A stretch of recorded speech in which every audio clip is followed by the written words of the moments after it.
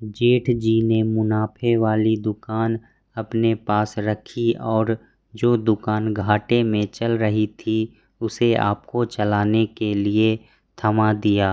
तुम सही कह रही हो, मैं अभी जाकर भैया से बात करके आता हूँ। भैया, मेरे लिए अब घर के खर्च उठाना मुश्किल हो रहा है। कुणाल, तू क्यों चिंता कर रहा है?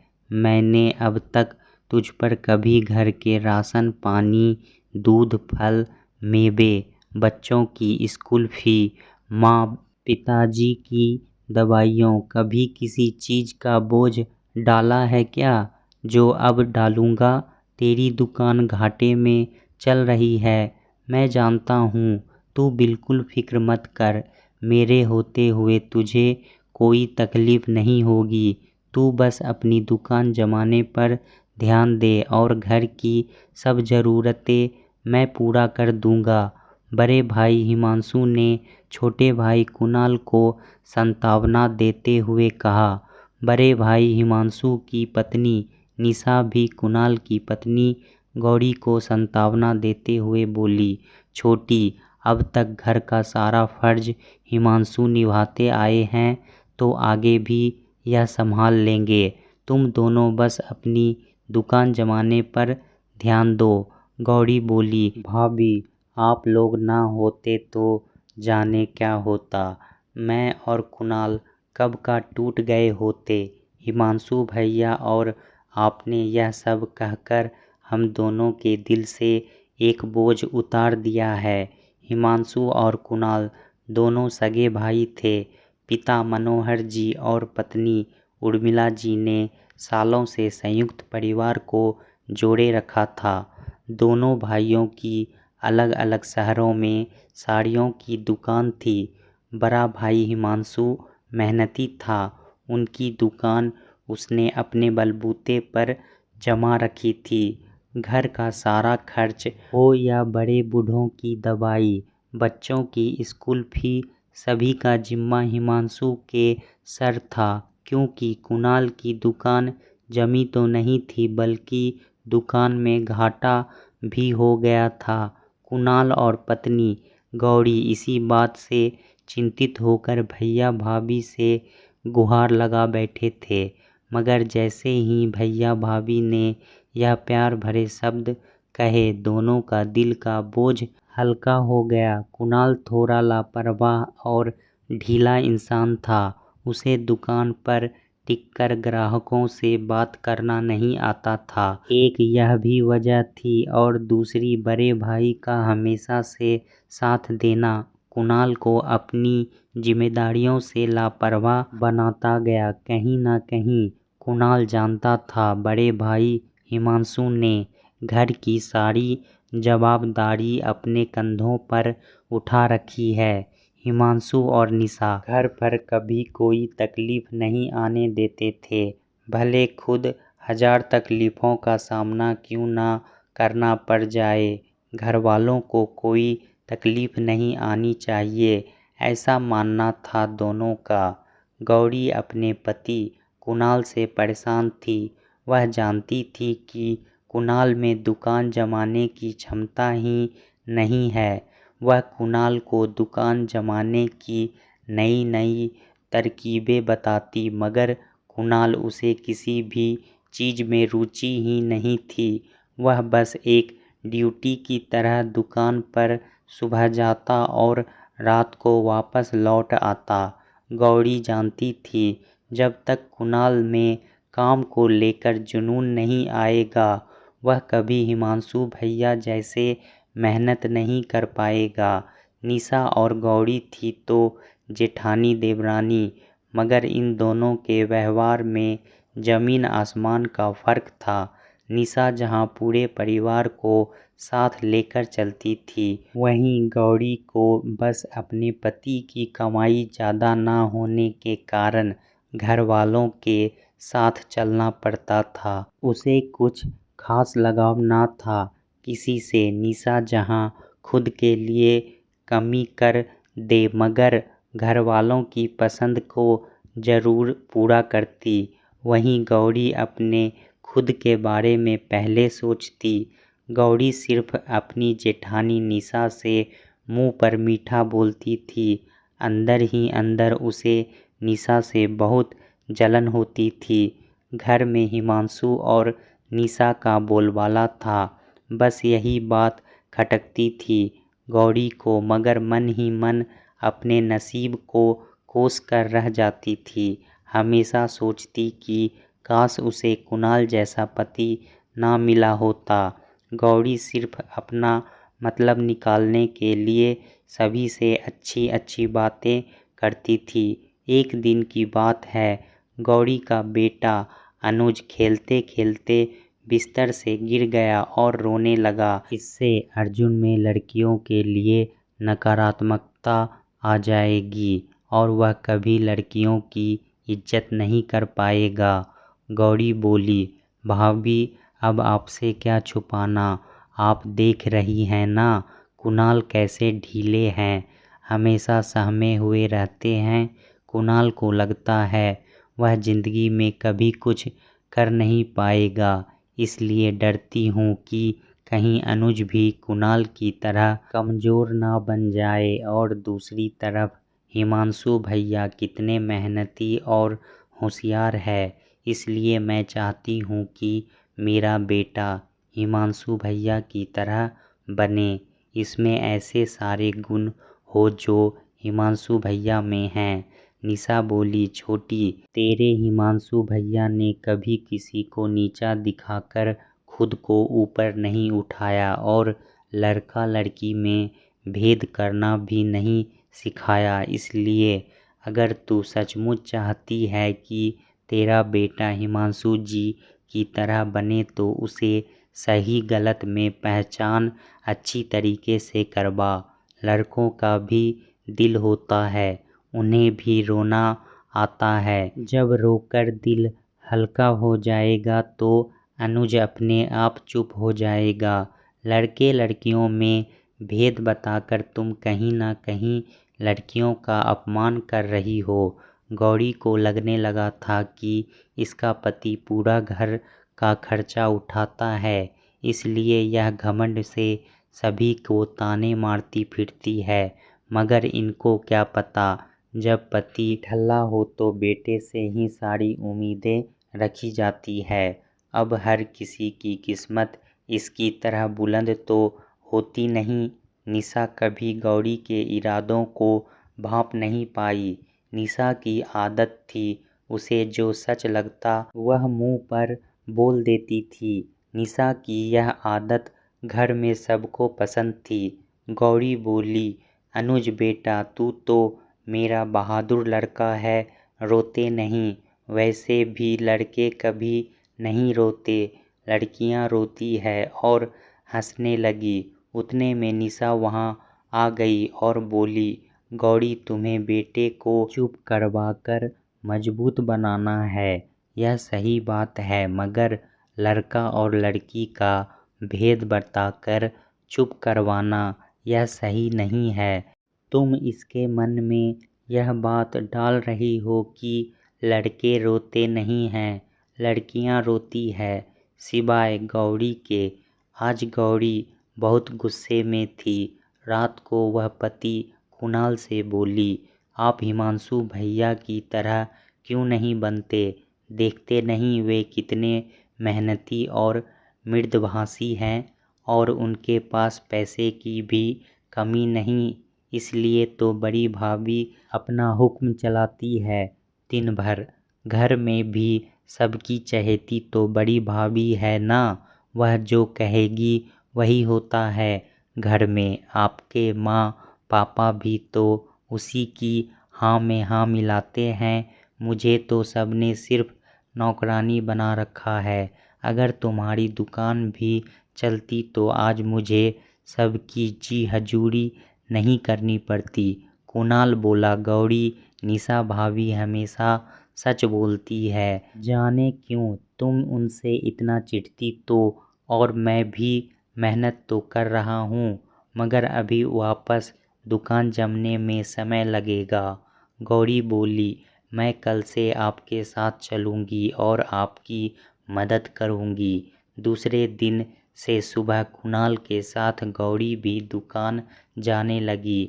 चूँकि कपड़े की दुकान थी तो औरतें इस काम में निपुण रहती ही हैं। गौरी ने दुकान जमाने की एक से बढ़कर एक तरकीबें निकाली। कभी साड़ियों पर सेल लगाया, कभी 3 साड़ी मात्र 1000 में, तो कभी साड़ियों की बढ़ चढ़कर तारीफ की। 6 महीने में कुणाल और निशा ने मिलकर दुकान जमा ली। पैसे भी हाथ में आने लगा। कुणाल बोला, अरे वाह गौरी, आज दुकान में लाख रुपए की बिक्री हुई।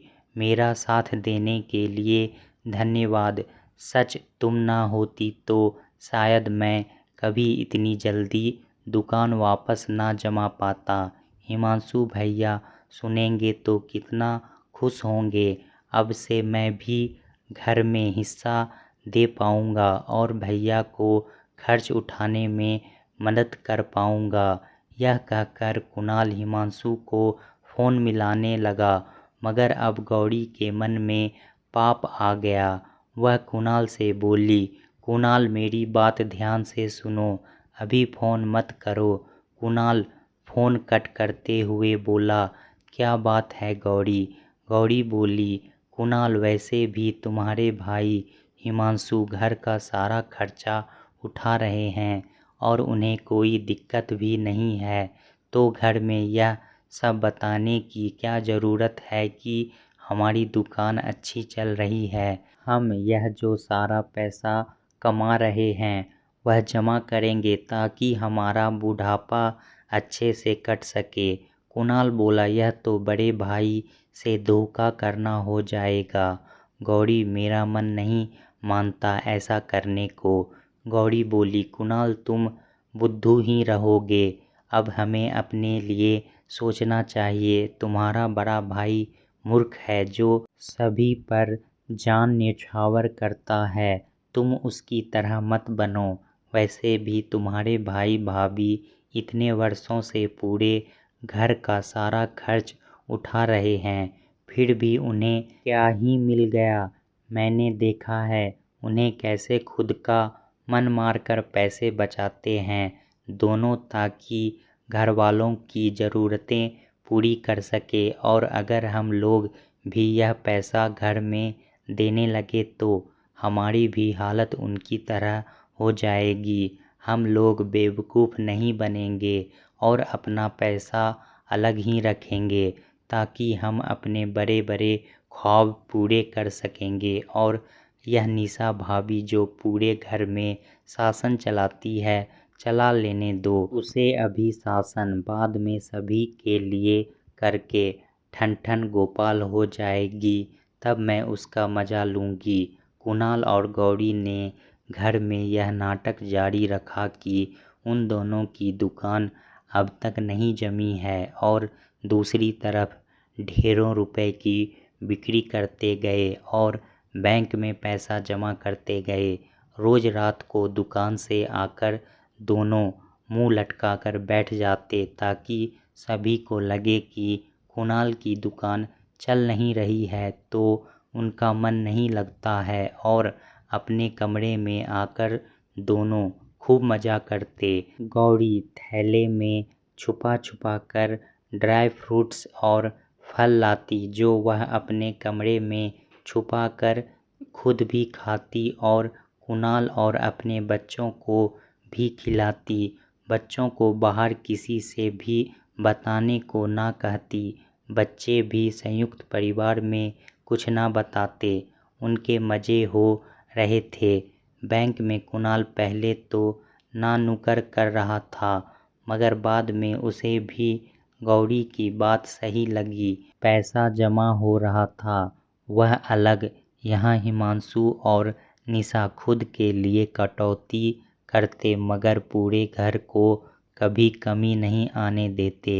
आज निशा बोली, सुनिए जी, घर का राशन खत्म हो गया है, दाल चावल गेहूँ सब लाना है।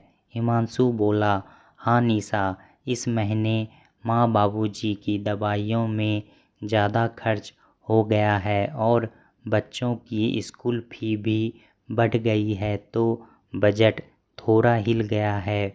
मगर तुम चिंता ना करो, आज कैसे भी राशन का इंतज़ाम कर दूंगा। निशा भी जानती थी पति पर कुल मिलाकर 10 लोगों की जिम्मेदारी थी, इसलिए तो वह भी घर का काम होते ही दुकान पर साथ देने आ जाती थी। बस इन दोनों के मन में कुणाल और गौरी की तरह मैल नहीं था और वहाँ कुणाल और गौरी अपनी मनमर्जी कर रहे। अपने ही घर में अपने लोगों को धोखा देकर दोनों बहुत खुश थे। दुकान पर भी आए दिन मज़े होने लगे थे। अपनी मनपसंद की चीज़ें मंगवाते और भरपूर आनंद उठाते। एक दिन अचानक गौरी के मुंह से खून निकलने लगा। डॉक्टर को दिखाया तो सारी जांचें की गई और जिस बात का डर था वही हुआ। गौरी को छाती में गांठ थी जिसने कैंसर का रूप ले लिया था और अब डॉक्टर लाखों का खर्च बता रहा था। हिमांशु कुणाल से बोला, कुणाल, इतने रुपए तो मेरे पास नहीं हैं, अब हम गौरी का इलाज कैसे करवाएंगे। कुणाल पहले से निरुत्तर हो गया, फिर मानो उसे अपने किए सारे कुकर्म याद आ गए हों और वह हिमांशु भैया और निशा भाभी के सामने फपक फपक कर रो पड़ा और बोला, भैया भाभी, मुझे माफ़ कर दो, यह सब हमारे कुकर्मों का ही नतीजा है। हमने आप लोगों से छुपा छुपा कर बहुत पैसा जमा किया है और उन पैसों से बहुत ऐश किया है जो अब निकालने का वक्त आ गया है। हिमांशु आश्चर्यचकित होकर बोला, कैसा पैसा कुणाल? कुणाल बोला, भैया मेरी दुकान लगभग 1 साल से बहुत अच्छी चल रही थी, मगर हम दोनों पति पत्नी के मन में लालच आ गया और हमने आप लोगों को यही बताया कि अभी तक दुकान जमी नहीं है। हमने वह सारा पैसा बैंक में जमा किया और खूब उड़ाया भी। भगवान ने हमारे कुकर्मों का बदला हमसे ले लिया भैया। हमने आपसे धोखाधड़ी करके यह पैसा जमा किया था, इसलिए अब यह पैसा दवाइयों में खर्च होगा। भगवान ने हम दोनों को सजा दी है। बोलकर कुणाल रो पड़ा। हिमांशु और निशा यह सब सुनकर निरुत्तर थे। निशा गौरी से मिलने अस्पताल के कमरे में पहुंची तो देखा गौरी भी रोते रोते निशा भाभी से माफ़ी मांग रही है और बोली, भाभी, शायद इसलिए मेरे साथ अब यह सब हो रहा है। काश मैंने आप लोगों को धोखा ना दिया होता। निशा को गौरी की हालत पर तरस आ रहा था। वह बोली, गौरी, जो हुआ उसे भूल कर अब आगे बढ़ने में ही सबकी भलाई है। पैसा जितना चाहे चला जाए, बस एक बार तुम ठीक होकर घर आ जाओ, सब यही चाहते हैं। दोस्तों, वक्त पड़ने पर परिवार ही काम आता है, पर हम थोड़े थोड़े फायदे के लिए इस परिवार के लोगों को धोखा देते रहते हैं। पर हमें यह भूलना नहीं चाहिए कि अगर एक बार विश्वास तोड़ दिया जाए तो दोबारा विश्वास करना मुश्किल हो जाता है। इसलिए मुश्किल के वक्त में अपने परिवार के साथ खड़े होना चाहिए ताकि किसी भी परिस्थिति में परिवार कमज़ोर ना पड़े। दोस्तों, कहानी कैसा लगा हमें कमेंट में ज़रूर बताएं। इसी तरह की पारिवारिक कहानी को सुनने के लिए हमारे चैनल को सब्सक्राइब करना ना भूलें। धन्यवाद।